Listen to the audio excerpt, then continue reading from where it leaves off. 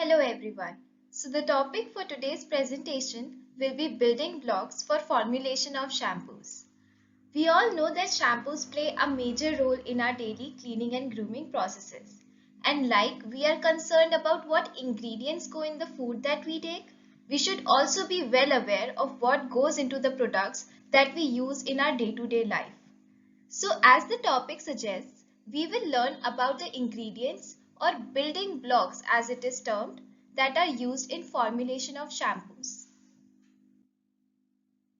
Before that, we should go through what a shampoo really is. So as per the definition, a shampoo is a preparation of a surfactant, that is surface active material, in a suitable form that can be solid, liquid or powder, which when used under the specified conditions will remove surface grease, dirt and skin debris from the hair shaft and scalp without adversely affecting the user. Now this picture portrays of how a shampoo actually works. As we can see that before applying the shampoo, we can see oil and dirt that are adhered and attached to the skin and hair. As we use a shampoo, there are surfactants, as we discussed previously, that lowers the surface tension of the water and creates a micellar-like formation. Now this surfactant clears around the dirt and oil that are removed from the skin and the hair. And in the rinsing action, the micelles with the oil, dirt and surfactants are eliminated with the help of water. Next, there are certain properties that a shampoo should possess, ideally to facilitate a good cleansing action and user satisfaction.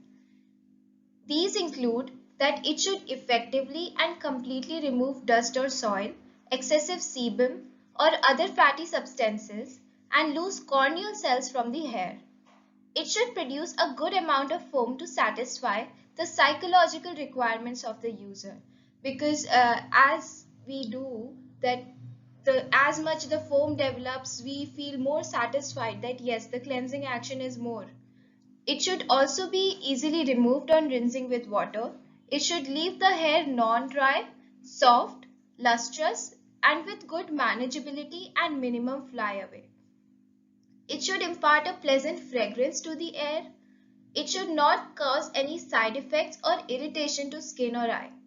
Also, it should not make the hand rough and chapped. There are various types of shampoos that are currently available in the market as per the user requirements. These types of shampoos include powder shampoo, liquid shampoo, lotion type shampoo, cream shampoo, aerosol shampoo, specialized shampoos which include conditioning shampoo, anti-dandruff shampoo and baby shampoos. Like any other cosmetic product, there always exists a specific formula for each brand of a shampoo. Here we can see an ingredient list printed on the back of a Sunsilk bottle packaging. We can find ingredients like water, sodium lauryl sulfate, dimethiconol, and various other perfumes and sodium hydroxide and these kind of ingredients which play a very different role in their own perspectives. So we will learn about these ingredients from our next slides. Now we will go through the various formulation ingredients that constitute a shampoo. The first that we have are surfactants. Surfactants form the heart of most shampoo formulations. These are compounds that lower the interfacial tension between two phases.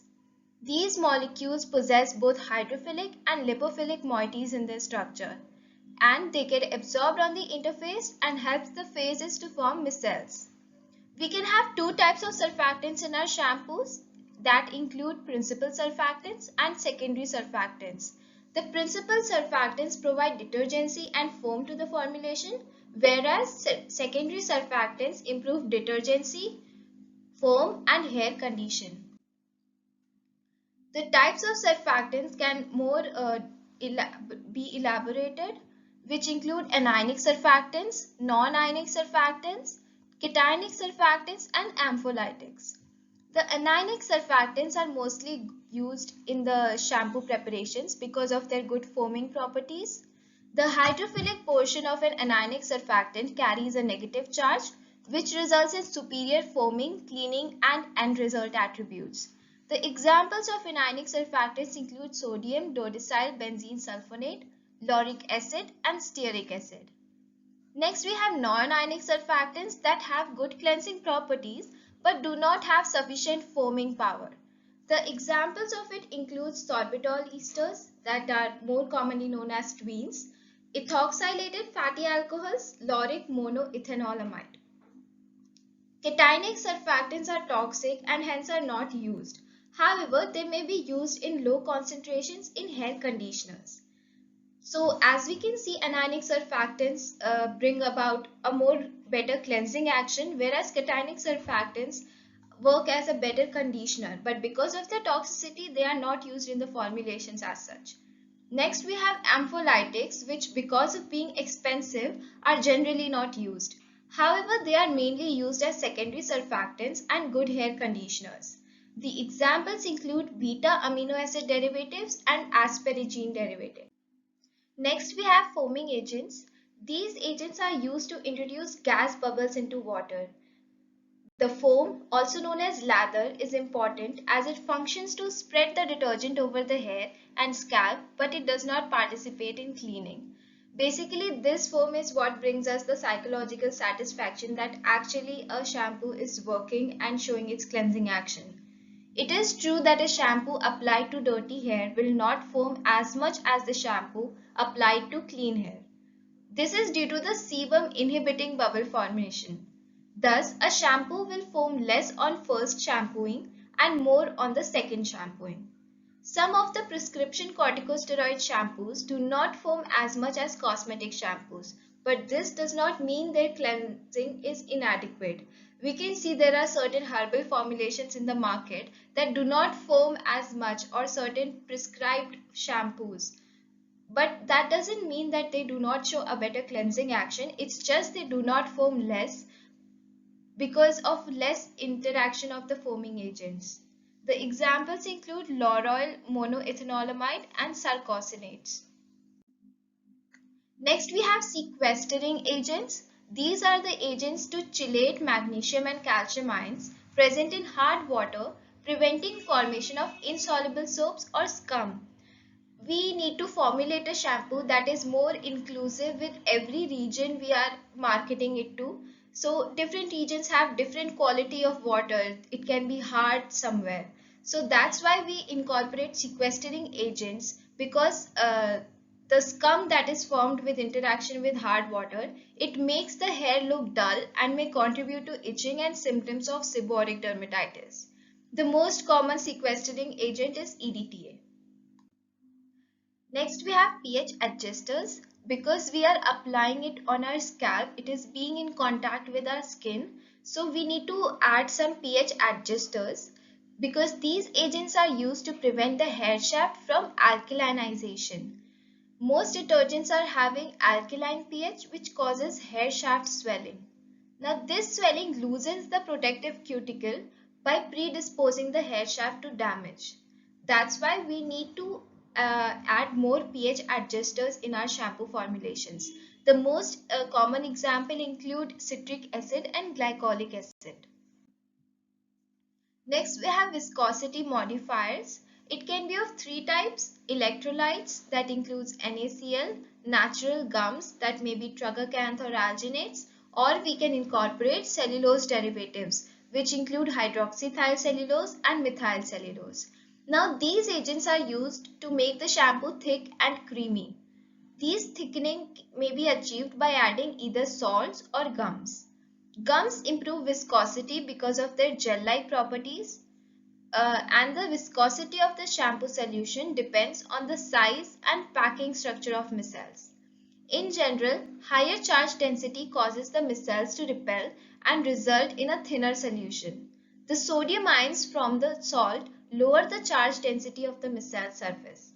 This makes them more able to pack closer together and creates a thicker solution. So electrolytes and gums, these affect the viscosity of our formulation in their own different processes. Next, we have opacifying agents. As the name suggests, it makes our formulation more opaque. These chemical agents added to the preparation to make it opaque so that light does not pass through. These are usually added to give pearly shine, which offers no improved cleansing. It provides only optical effect. So these are basically not showing any cleansing effect or any effect to enhance the cleansing action of the shampoo, but instead it basically makes it more appealing and more satisfying in its appearance. The examples include spermaceti, alkanolamides of higher fatty acids, propylene glycol, magnesium, calcium and zinc salts of stearic acid, and many more. We need to incorporate conditioners in our shampoo as well. So the conditioner functions to impart manageability, gloss and anti-static properties to the hair. These are usually fatty alcohols, fatty esters, vegetable oils, mineral oils or humectants. The most commonly used conditioning substances include hydrolyzed animal protein, glycerin, dimethicone, simethicone, polyvinyl pyrrolidone, propylene glycol, and etc. Protein derivative substances are popular conditioners for damaged hair as they can temporarily mend split ends. The examples include lanolin, mineral oil, herbal extracts, and egg derivatives. Next, we have perfumes. The shampoos include perfumes that are mostly concentrated, like herbal, fruity, or floral fragrances. There are two important aspects which should be ascertained before final selection of fragrance for shampoos. First thing is that the fragrance must be soluble in the shampoo, and the second thing is it must be compatible with the shampoo. That is, it does not affect the viscosity and stability of the formulation. Lastly, we have preservatives. So many synthetic products are vulnerable to microbial attack if not preserved efficiently, and the bacterial growth in shampoo can lead to breakdown of the detergent, that is resulting in discoloration of the product. The simple and most effective antimicrobial agent that is incorporated in shampoo formulations is formaldehyde. The other examples may include methyl and propyl paraben, but because of the more toxicity that parabens cause, formaldehyde is the most effective and most used ingredient. Now we have a procedure for preparation of a shampoo. The procedure includes measuring the quantity of the oils like coconut oil, olive oil, castor oil, and these oils are taken in a round bottom flask. The potassium hydroxide is dissolved in 3/4 quantity of water and heated in a water bath for 70 to 80 degrees Celsius with constant shaking for 1 hour. Now we take the remaining quantity of water and add sodium hexamethyl cellulose, glycerin, perfume and other ingredients. Then we mix these both solutions to form a uniform shampoo. We should evaluate the shampoos as per the user requirements because like every formulation, it should be evaluated before passing it on into the market and making it available for the people. So there are various parameters that are required to be evaluated upon the formulation of shampoos. The first we have is foam and foam stability. So for this, the Ross-Miles foam column test is accepted. In this, 200 ml of surfactant solution is dropped into a glass column containing 50 ml of the same solution. The height of the foam generated is measured immediately and again after a specified time interval and is considered proportional to the volume.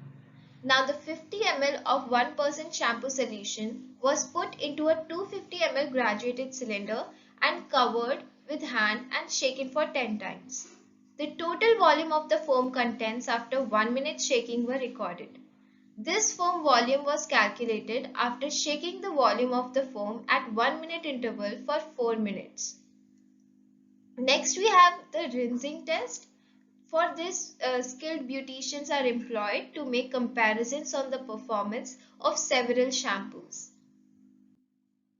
Next, we can check it for the wetting action.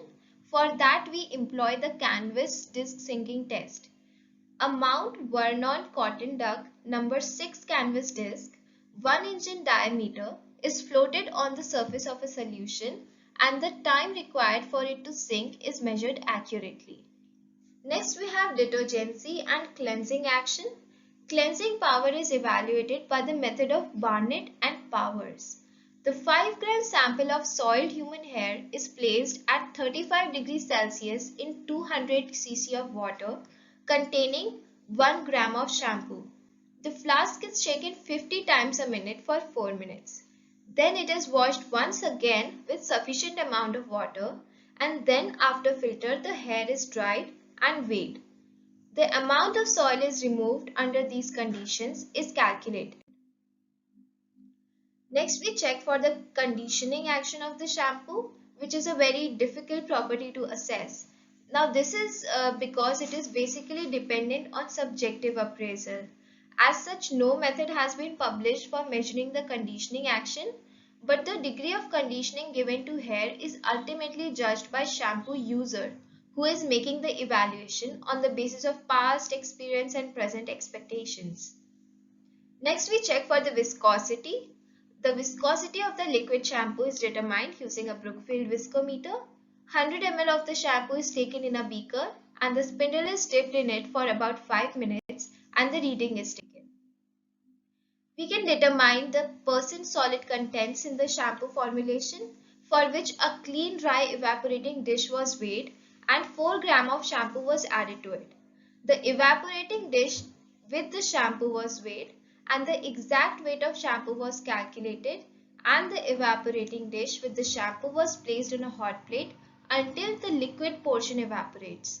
The weight of the shampoo, that is the only solid that is left after evaporation, is calculated after drying. Next, we can determine the pH of the shampoo, for which 10% shampoo solution is mixed with distilled water and it is determined at room temperature using a digital pH meter. We need to assess the shampoo for its skin irritation, for which a patch test technique is used. In this, a set of 6 rabbits were used for testing each material. The shampoo preparations are diluted between concentrations of 8 to 10%. The patches containing the shampoo preparations were applied and then removed, and the skin sites were noted for any changes on the surface of skin like edema or erythema formation. Now these products are then classified as mild irritant, moderate and severe irritant. Next we check for the eye irritation test, in which about 1% of shampoo solution was dripped into the eyes of the animal with their eyes held open with the clips at the lid. The progressive damage to the rabbit's eyes was recorded at specific intervals over an average period of 4 seconds. The reaction to the irritants can include swelling of the eyelid, inflammation of the iris, ulceration, hemorrhaging, and blindness. Now, cleaning action, that is one of the most important aspect that needs to be assessed. In this, 5 gram of wool yarn were placed in grease. After that, it was placed in 200 ml of water containing 1 gram of shampoo in a flask. Here, the wool yarn plays the role of a hair shaft. The temperature was maintained at 35 degrees Celsius and the flask was shaken for 4 minutes at the rate of 50 times a minute. The solution was removed and sample was taken out, dried and weighed and calculate the amount of grease removed. These are the references that I referred to. Thank you.